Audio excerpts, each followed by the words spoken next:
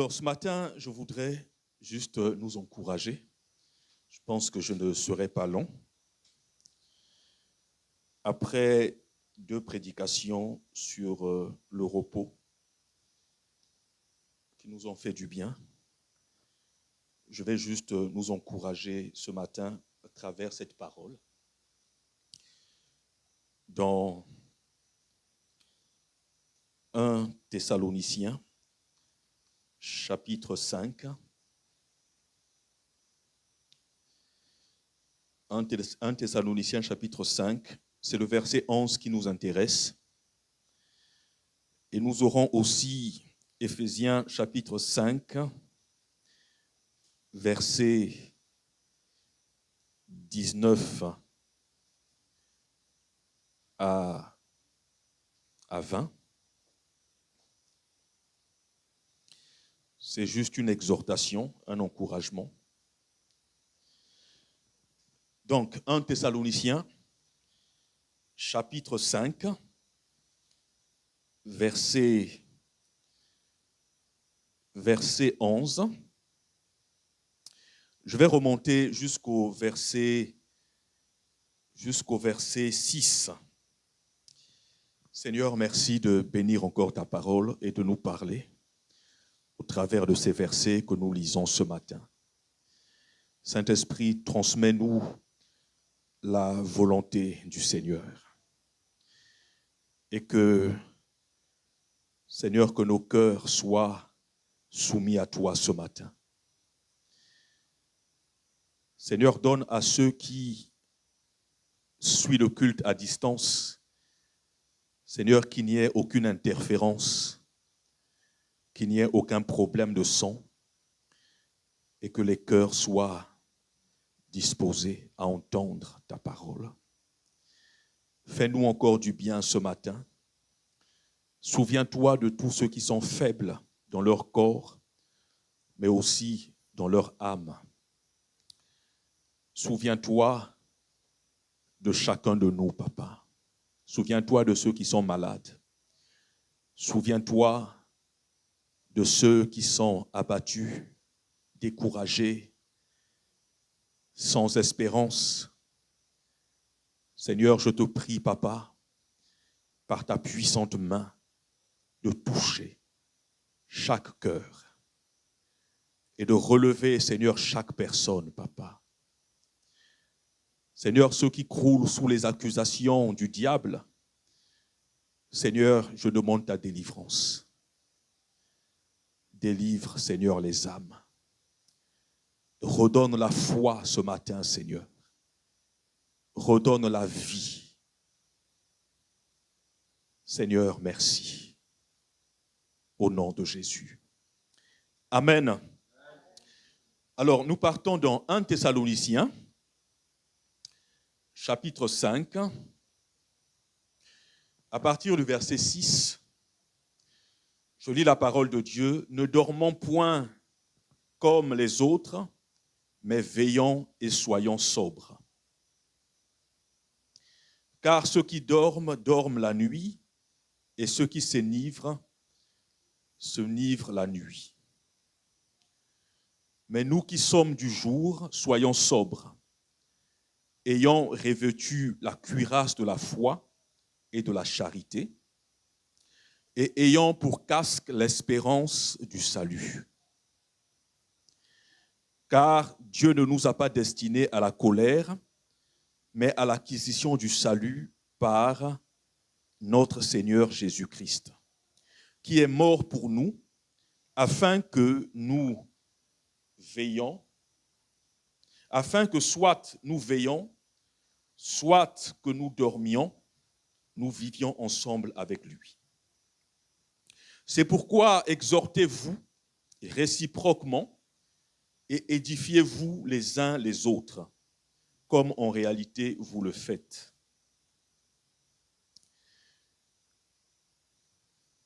Amen. Donc là, c'était 1 Thessaloniciens chapitre 5. Je vais lire Éphésiens chapitre 19, qui va dans le même sens. à partir du verset 18, « Ne vous enivrez pas de vin, c'est de la débauche. Soyez au contraire remplis du Saint-Esprit. Entretenez-vous par des psaumes, par des hymnes et par des cantiques spirituels, chantant et célébrant de tout votre cœur les louanges du Seigneur. » Alors, il est bon de revenir parfois sur les fondamentaux, les choses simples de la vie chrétienne. Vous voyez? Il existe des choses simples. Et ces choses simples-là, c'est la communion fraternelle, c'est aussi l'amour les uns vis-à-vis des autres. Ce sont des paroles d'encouragement. Et ce sont là les choses simples de la vie chrétienne, mais que le Seigneur apprécie beaucoup. Alors, dans 1 Thessaloniciens au chapitre 5 que nous avons lu, le verset 11, Paul, au milieu de ce verset, il dira « comme en réalité vous le faites ». Alors moi, en donnant cette exhortation, j'essaie de m'aligner sur la pensée de l'apôtre Paul. Ce n'est un reproche pour personne, parce que j'avoue que chacun à son niveau essaye d'encourager quelqu'un. Chacun à son niveau essaye d'exhorter un bien-aimé et d'autres encore s'édifient de temps en temps. Mais il est bon de rappeler ces petites choses pour qu'elles restent encore gravées dans notre cœur. C'est pourquoi Paul dit « comme en réalité vous le faites déjà ». Paul savait que les Thessaloniciens s'encourageaient, s'exhortaient les uns les autres, mais il a trouvé bon de le rappeler encore une fois. Alors ce matin, je voudrais nous rappeler ces choses simples de la vie chrétienne, qui est de nous exhorter réciproquement. Parce que chacun de nous, là où il se trouve, a besoin des encouragements. Chacun a besoin, qu'il soit chantre, qu'il soit intercesseur, ou encore qu'il soit dirigeant d'une assemblée. Il n'y a pas que les fidèles qui ont besoin d'exhortation, mais tout le monde dans le corps de Christ a besoin d'être exhorté, a besoin d'être encouragé, a besoin d'être édifié. Et c'est pourquoi, entre nous-mêmes chrétiens, nous devons avoir cette habitude d'échanger. Et c'est ce que nous faisons aussi à travers notre groupe WhatsApp. Nous nous échangeons des passages bibliques et nous nous exhortons réciproquement. Amen. Alors, ce matin, c'est vraiment un rappel à nous exhorter, à nous encourager. Et Paul dit dans Éphésiens, que nous avons lu au chapitre 5 au verset 19, il dira « Entretenez-vous par des psaumes, des hymnes et par des cantiques spirituels, chantant et célébrant de tout votre cœur les louanges du Seigneur. » Donc, le bout de phrase qui vient dans Éphésiens chapitre 5, c'est « Entretenez-vous ». Entretenez-vous.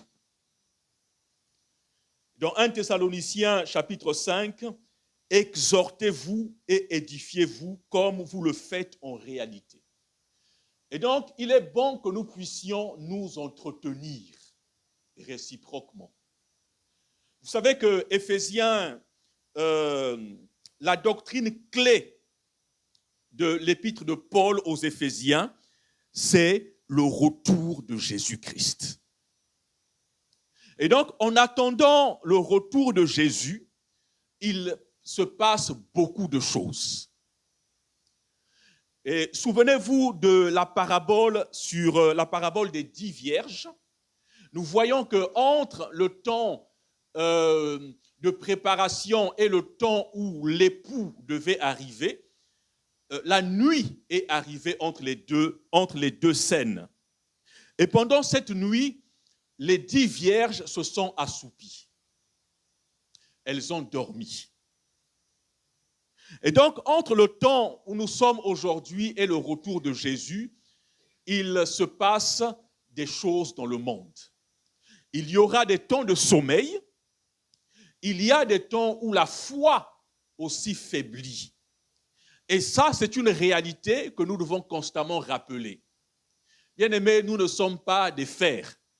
Parce que le fer, peut-être qu'il ne se déforme pas facilement. Amen. Sauf quand on le soumet à une température très élevée, il se déforme. Mais nous sommes des êtres humains et notre foi peut faiblir. Et d'ailleurs, Jésus a dit, quand le Fils de l'homme viendra, trouvera-t-il encore la foi sur la terre? La foi, ou garder la foi, est parfois un exercice très difficile. C'est pourquoi l'apôtre Paul, il exhorte, il parle ici de vous qui êtes dans les ténèbres, ou encore, il encourage les autres à rester sobres et à ne pas dormir la nuit, à ne pas s'enivrer ou s'enivrer de vin. Paul donne beaucoup d'exhortations, des exhortations qui encouragent les chrétiens à vivre de manière sobre, à vivre de manière sainte, mais aussi à nous entretenir. Alors, comment pouvons-nous faire pour garder notre foi en forme? Comment pouvons-nous faire pour être des chrétiens qui seront prêts pour lors de l'avènement du Seigneur? L'apôtre Paul nous encourage tous à nous exhorter et à nous entretenir les uns les autres. Par des psaumes, par des hymnes, par des cantiques spirituels, chantant et célébrant de tout votre cœur les louanges du Seigneur. Exhortez-vous réciproquement et édifiez-vous les uns les autres. Paul s'adresse aux croyants de Thessalonique. Il s'adresse aux croyants d'Éphésiens, mais il s'adresse d'Éphèse, mais il s'adresse aussi à nous, l'Église. Qu'est-ce que nous devons faire en attendant le retour du Seigneur? C'est de nous encourager les uns les autres. C'est de nous édifier, de nous entretenir les uns les autres par des psaumes, par des paroles d'encouragement.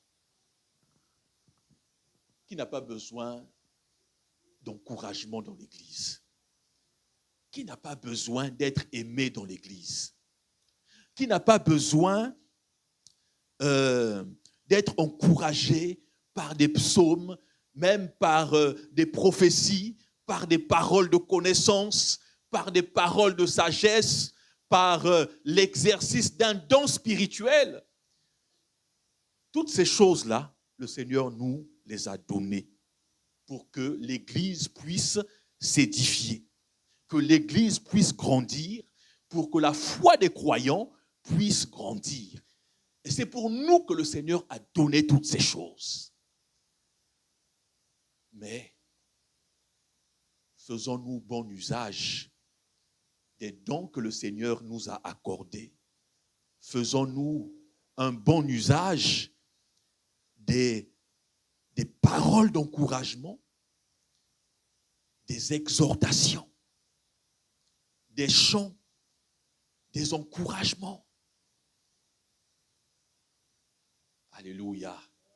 Je répète encore que ce n'est pas un reproche, mais c'est juste pour nous encourager aussi. Peut-être que tu as cessé d'encourager quelqu'un. Peut-être que tu as cessé même de prier pour des personnes.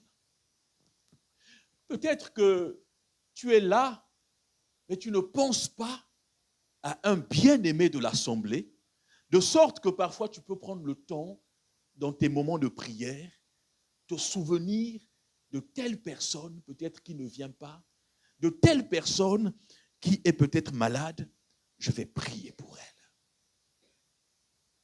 Ou je vais lui envoyer un message. C'est ce que Paul veut nous dire. Et c'est notre devoir de nous encourager réciproquement. C'est une manière de garder la forme jusqu'au retour du Seigneur. Parce que si les chrétiens ne s'associent pas de manière sincère, vous voyez, la vie chrétienne n'est pas une vie solitaire. Mais la vie chrétienne est une vie de communauté. D'ailleurs, le terme église veut dire assemblée. Amen. C'est une communauté. Donc, l'église, c'est une assemblée de personnes qui ont la même foi. Ça, c'est une définition, je dirais, religieuse. Donc, c'est une assemblée de personnes qui ont une même vision, une assemblée de personnes qui partagent des mêmes valeurs qui sont centrées sur Jésus-Christ. Amen. C'est ça, au fait, la vie de l'Église. C'est ça, être un chrétien. Celui qui est comme Christ et qui appartient à un royaume. Il appartient à un royaume. Alléluia.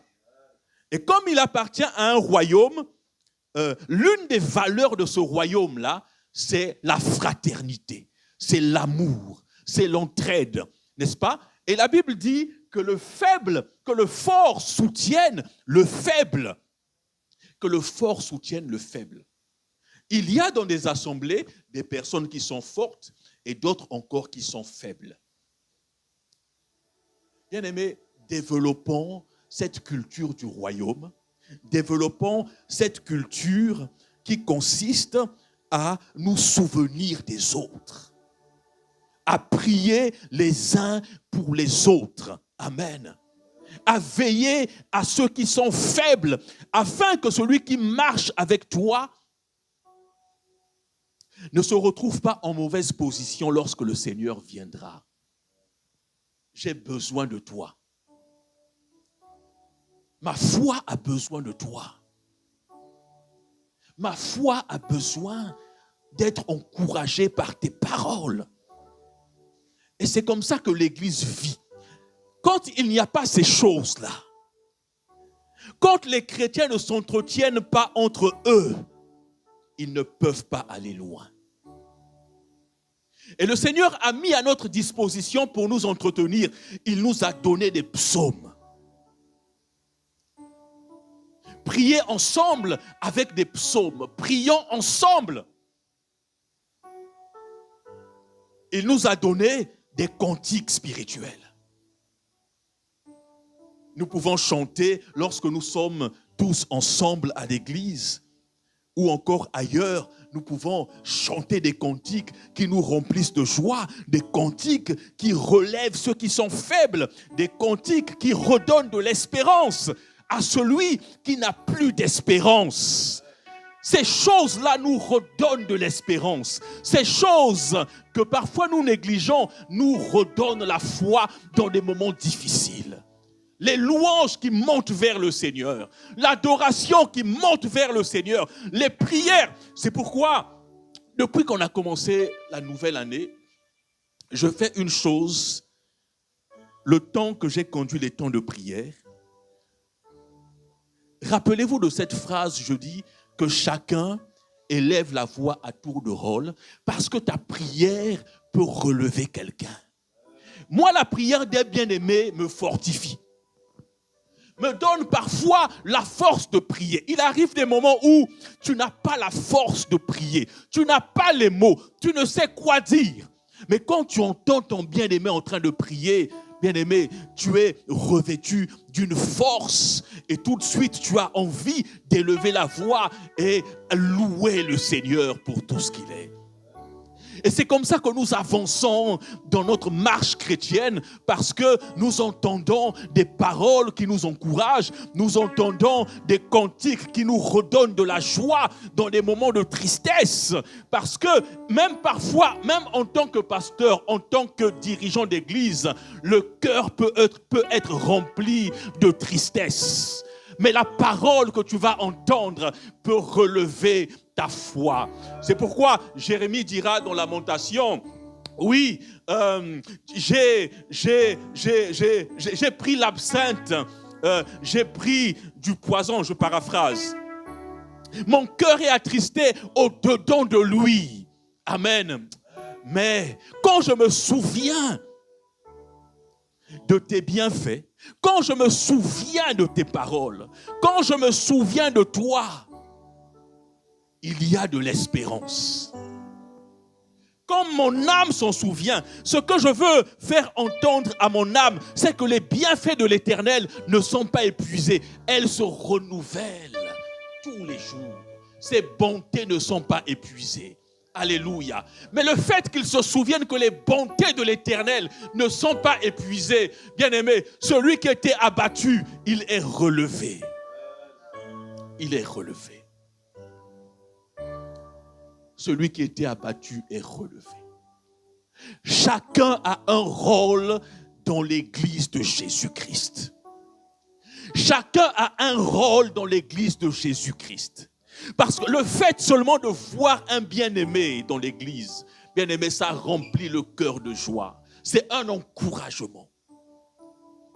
Le fait de voir quelqu'un en train de louer le Seigneur malgré ses problèmes, en train d'adorer le Seigneur, est un encouragement pour un bien-aimé.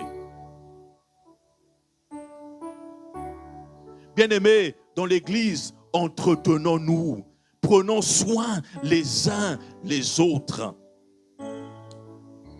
Prenons soin les uns les autres. Célébrons tous le Seigneur de tout notre cœur. Célébrons les louanges du Seigneur de tout notre cœur.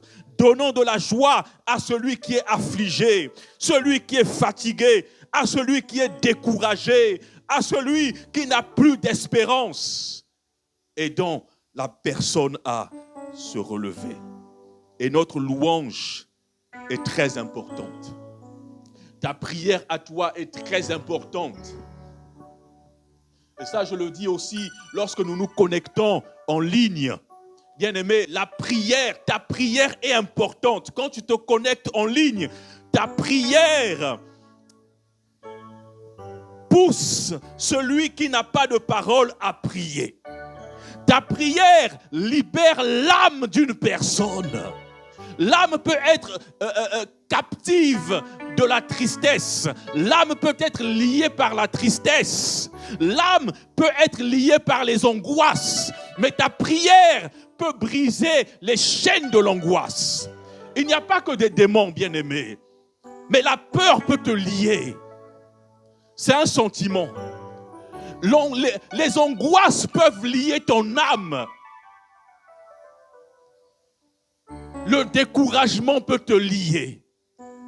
Mais la simple prière d'une personne peut briser ces liens. La louange d'une personne peut faire tomber les murailles, les forteresses qui environnent ton cœur. N'est-ce pas que c'est après les cris des enfants d'Israël que les murailles de Jéricho se sont effondrées? Les cris ont fait tomber les murs de Jéricho. Bien-aimé, ton exhortation ou ton encouragement peut libérer l'âme d'une personne. C'est pourquoi je voudrais t'encourager en te disant que tu es quelqu'un d'utile dans la maison du Seigneur. Ne pense pas que tu es inutile, mais tu es utile. Et je reviens sur la parole de connaissance qui a été donnée pendant la louange, à la fin de la louange, pour dire à quelqu'un parmi nous que tu es utile pour le Seigneur, que tu es utile pour ton bien-aimé. Que personne ne pense que parce que tu n'as pas de compétences humaines, alors tu n'es pas utile. Mais tu es utile pour les bien-aimés. Et je me souviens nous avons étudié ensemble l'épître de Paul à Philémon. Et le personnage central de cette épître, c'est Onésime. Et Onésime était esclave de Philémon. Et il est arrivé un moment où il s'est embrouillé avec son maître Philémon. Il lui a certainement volé quelque chose et il s'est enfui. Et dans sa fuite, il s'est retrouvé, malheureusement ou heureusement pour lui, en prison et peut-être même dans la même cellule que l'apôtre Paul. Et de là, Onésime s'est converti. Onésime, son nom veut dire utile. Mais sans Christ, il n'était pas utile. C'est quand il est venu à la foi que Paul dira que de inutile qu'il était, il est devenu utile. Donc c'est en ce moment qu'il a vraiment revêtu tout le sens de son nom. Il s'appelait Onésime, il était utile aux yeux des hommes, mais pas aux yeux de Dieu. Et c'est quand il s'est converti qu'il est devenu le véritable Onésime, c'est-à-dire utile. Et donc Paul dira, il est utile pour moi et il le sera aussi pour toi. Onésime n'avait certainement pas de compétences, mais le fait qu'il soit dans le Seigneur a suffi pour qu'il devienne quelqu'un d'utile. Bien-aimé, Dieu n'a pas besoin que tu aies forcément toutes les compétences pour être utile. Rien que ta présence est utile pour une personne. Rien que le peu que tu peux faire dans l'église ou dans la foi chrétienne est utile pour ton bien-aimé. Nous sommes utiles. Manifestons cette utilité dans la vie des uns et des autres. Soyons utiles pour les uns et les autres parce que c'est ce à quoi le Seigneur nous a destinés. Et quand je vais plus loin dans l'histoire de Onésime, pour ceux qui avaient assisté à ce partage, j'avais fait un parallèle entre Philémon et Dieu et le Père, l'apôtre Paul, Jésus-Christ, notre médiateur, et Onésime, qui est notre image à nous, au fait. Nous étions loin du Père à cause de notre péché, comme Onésime s'est éloigné de Philémon à cause de son acte. Nous avions été condamnés, mais Jésus-Christ est mort et il intercède pour nous auprès du Père. Jésus-Christ est mort non pas parce qu'il a péché, mais il est mort à cause de notre péché. Et c'est pourquoi l'apôtre Paul dira, s'il t'a fait du tort, mets-le sur mon compte. Et donc c'est l'apôtre Paul, le médiateur, qui s'est porté garant auprès du Père, comme Jésus s'est porté garant auprès du Père pour nous. Alléluia. Et donc, bien-aimés, si nous avons été sauvés, c'est pour être utiles. Amen. Soyons donc utiles les uns les autres, en nous exhortant réciproquement, en nous édifiant les uns les autres, en nous encourageant par des psaumes, par des hymnes, par des cantiques spirituels, par des prières des uns et des autres. Surtout lors de nos rencontres de prière, que ce soit en ligne ou en présentiel. Et pour terminer, je rappelle que chacun de nous est utile dans la maison du Seigneur. Il y a ceux peut-être qui ont un don d'encouragement, mais ils ne l'exercent pas. Dans l'église, il n'y a pas que ceux qui doivent arranger le matériel. Il y a l'aspect physique que nous voyons, mais il y a aussi l'aspect spirituel. Celui qui n'est pas apte à ranger le matériel, celui qui n'est pas apte au physique, est peut-être apte au spirituel. Parce qu'il a une parole, il a quelque chose qui peut nous encourager. Alors je termine avec cette allusion à Moïse, lorsque il dit à Dieu qu'il ne peut pas se présenter devant Pharaon. Et Dieu lui posera la question, qu'as-tu à la main? Qu'as-tu à la main? Moïse avait un bâton à la main. Certainement que tu as juste un bâton à la main. Mais avec le bâton de Moïse, là, il a fait des exploits. Tu as peut-être un bâton à la main. Tu as peut-être un bâton à la main. Lorsque, pour terminer, Pierre et Jean se présentent devant le temple, et à la porte, la belle, il y a quelqu'un qu'on transportait tous les jours pour faire l'aumône. Et cette personne était paralysée des 2 pieds. Et Pierre dira, je n'ai ni or ni argent, n'est-ce pas? Mais ce que j'ai, je te le donne. Lève-toi et marche dans le nom de Jésus.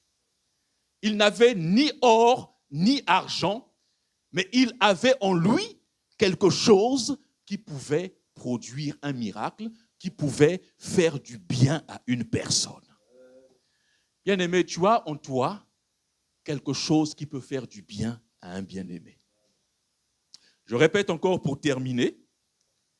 Tu as en toi quelque chose qui peut faire du bien à quelqu'un. Tu n'as peut-être ni or, ni argent, tu n'as pas de richesse, mais en toi, tu as la vie. En toi, tu as quelque chose qui peut faire du bien.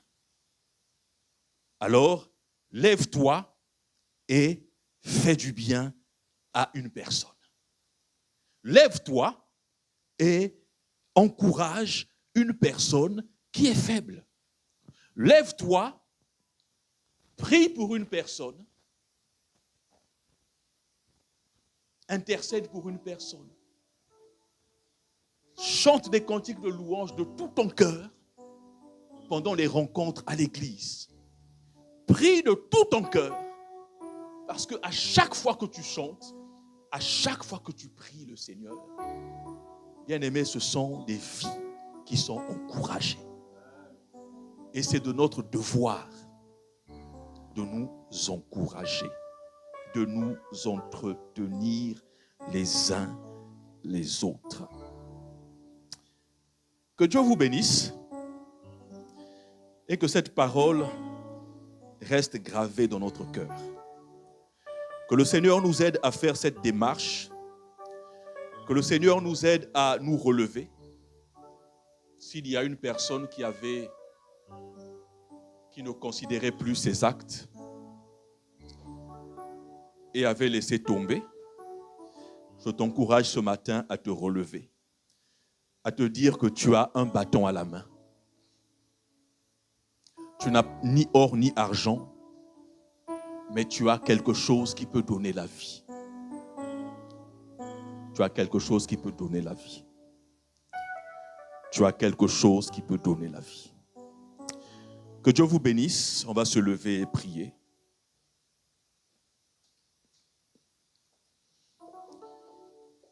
Il est assis sur son trône élevé. Et tout dans les cieux lui rend hommage. Ouais. Il est 3 fois saint, l'Éternel des armées. Saint, Saint, Saint et son puissant. Ah, Pénel, tu m'enjailles, hein? Il est assis sur son trône élevé,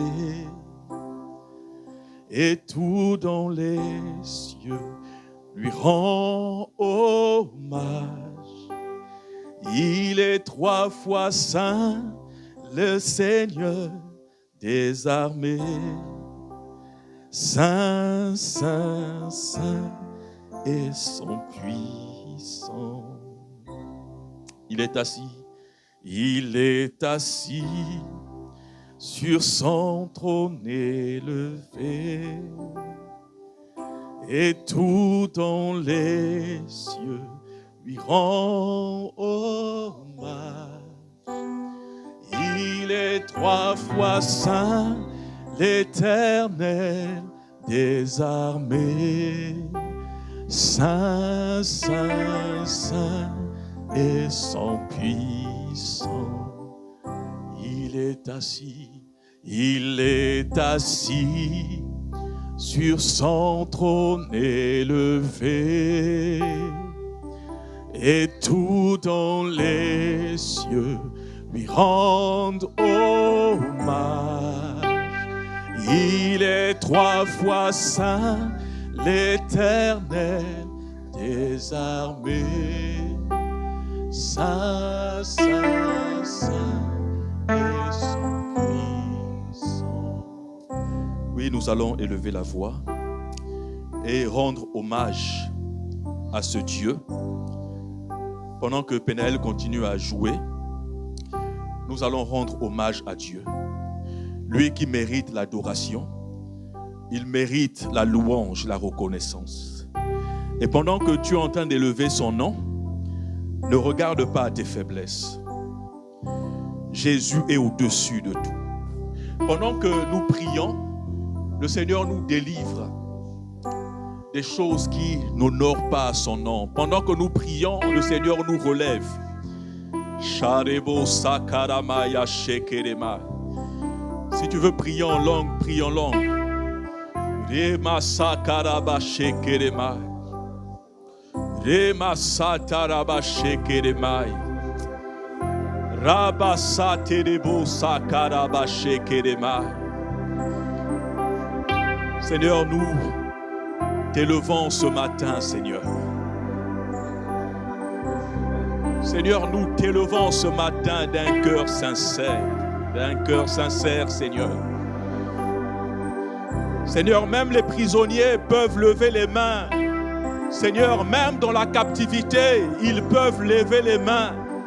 Seigneur, parce qu'ils sont libres en esprit. Ils sont libres de te célébrer. Et ce matin, Seigneur, nous sommes libres de te célébrer. Nous sommes libres de te célébrer, Seigneur. Oh, Seigneur, notre Dieu. Seigneur, c'est toi qui nous rends la liberté. C'est toi qui nous délivres de tout, Seigneur. C'est toi qui nous délivres de tout, Seigneur. Tu es saint, tu es saint. Tu es digne d'être glorifié. Tu es digne d'être loué ce matin, Seigneur. Il est bon de te célébrer. Il est bon de dire combien tu es merveilleux.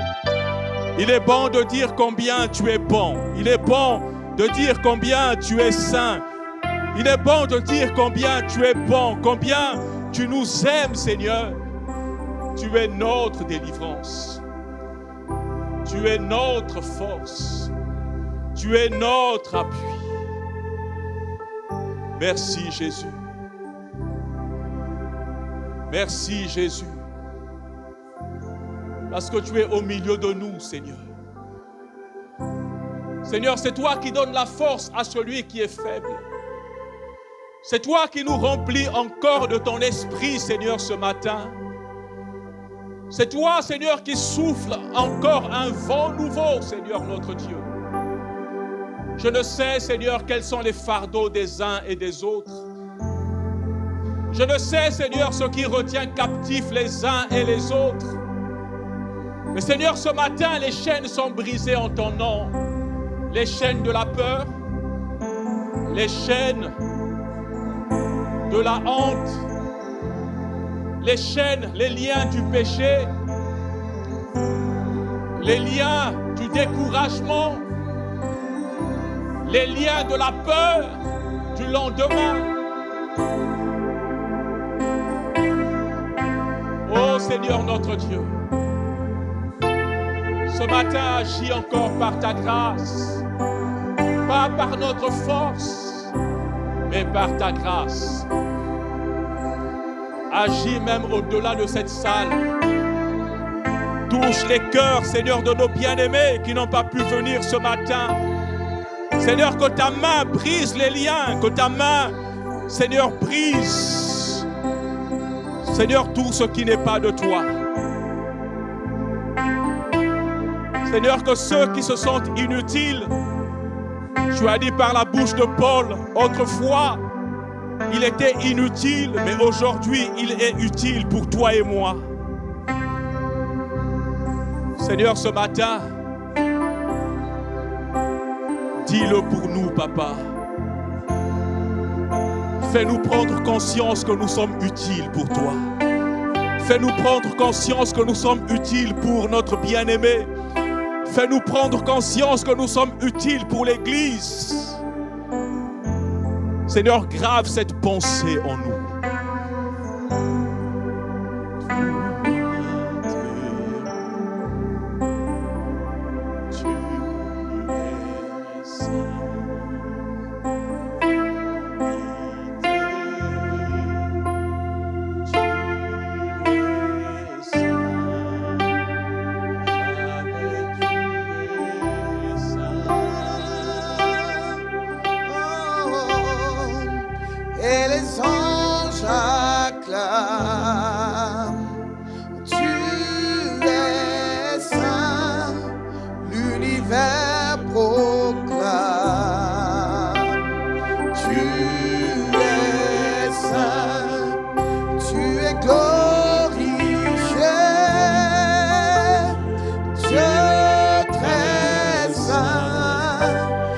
Jamais tu es saint. Les anges acclament et les anges acclament. Tu es saint, tu es saint. L'univers proclame que tu es saint, tu es saint. Tu es glorifié, Dieu très saint. Dieu très saint, à jamais tu es saint. Et tout ton peuple chante, tu es saint, toi le roi des rois, tu es saint, Dieu d'éternité, tu es